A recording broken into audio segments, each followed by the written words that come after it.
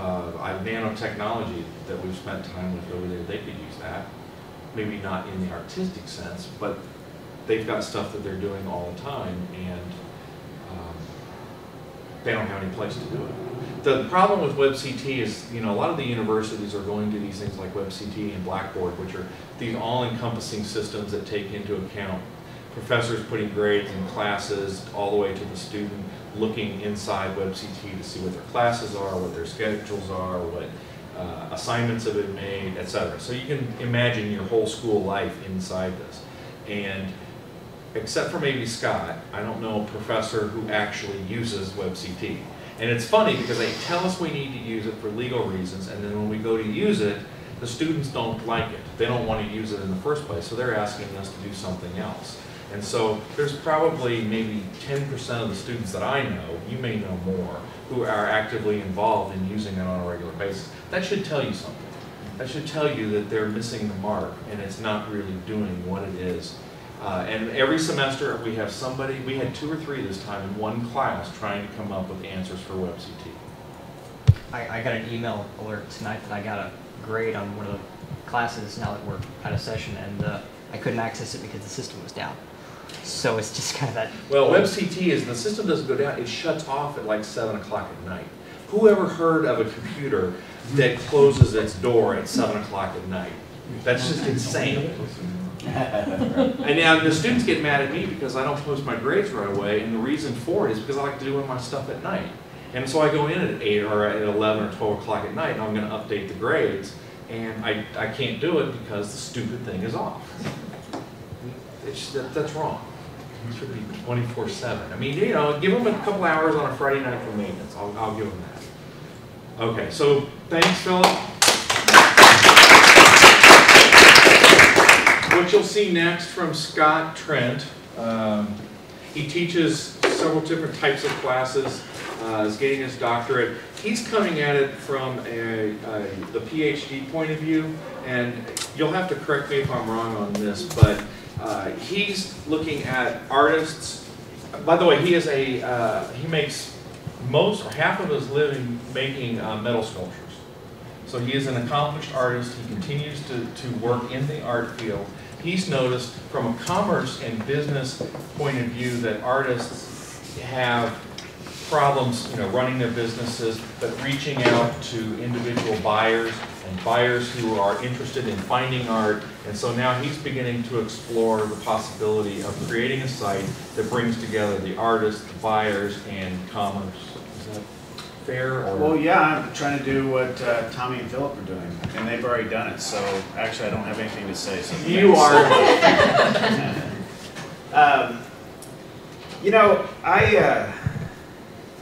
I think where I come from on all of these projects is we were talking about WebCT, and I actually don't know why people don't use WebCT. It looks a lot like all the other stuff that we're recreating, and I find that with a lot of applications. I'm not sure why we use Facebook, other than maybe your friends are on Facebook and they said that you need to be on Facebook, and then there's other people that are on Facebook, and before you know it, there's 100,000 people on Facebook, and you got to be there. And the reason I start out that way, because I actually need to define some terms for myself before I start with any of these projects. And that is, one is, what the heck is collaboration? What I see as collaboration is not collaboration. It's not my definition of collaboration. Collaboration would be coming together, working together, and creating something that is more than what you had before. And I don't really see any websites that do that. I guess when you're editing artwork, that might be a collaborative effort. And so we're moving in that direction. Another area that communication is very important to me, and I'm very interested in types of communication. And at Dan's request and insistence, I got on Twitter because it's like, okay, I need to be on Twitter. I need to understand this, absolutely. And the thing that frustrates me about Twitter is I put something out there and it's there. Nobody says anything about it, nobody comments on it. Matter of fact, the next person says, well, they were eating dinner here, or they found this link here, or they love being a professor, and we're all just talking at each other.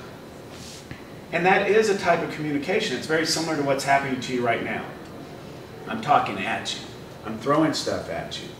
And we might even expand that and make it a conversation where then you throw something back at me. But more than likely, I'm not going to hear you because I'm going to be thinking, that was a stupid comment. You want to hear what I have to say? Or whatever is going on. So then we're talking at each other.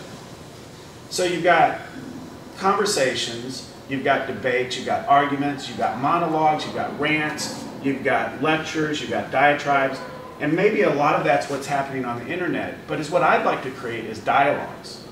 And is where that's different to me is it's a collaborative effort and it's a generative conversation.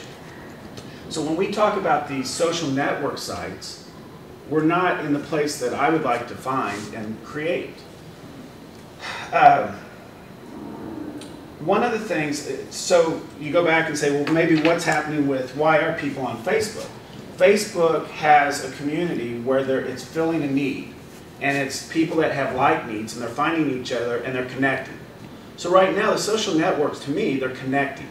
But they're not communicating the way that I'd like to see, and they're not collaborating the way that I'd like to see. So is what I decided to do is my project is creating a website that facilitates digital collaboration, and I hope, and this is the part that I haven't completely figured out, but that it also facilitates dialogue. And probably one of the key words that I use is facilitation.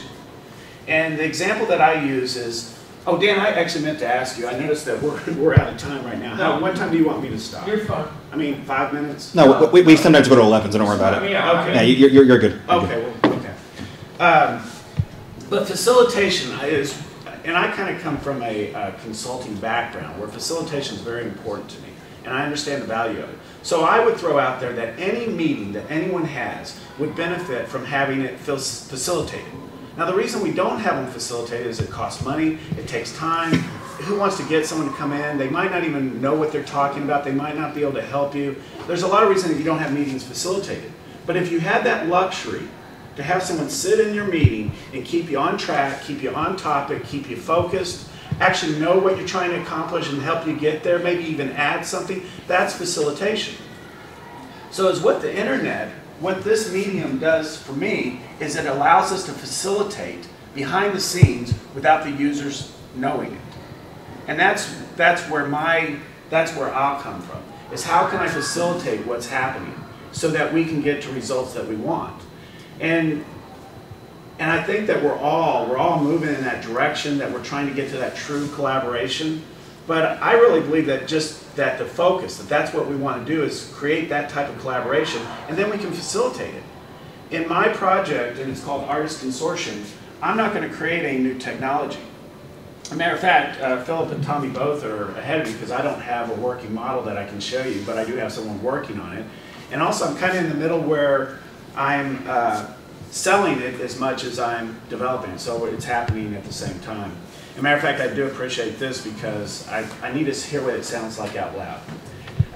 When you say you're selling it, you're looking for investors. Well, I'm selling it on all different levels. I'm selling it to the people that will be populating it. I'm selling it to, there'll be a board that's associated with it. I'm selling it for investors.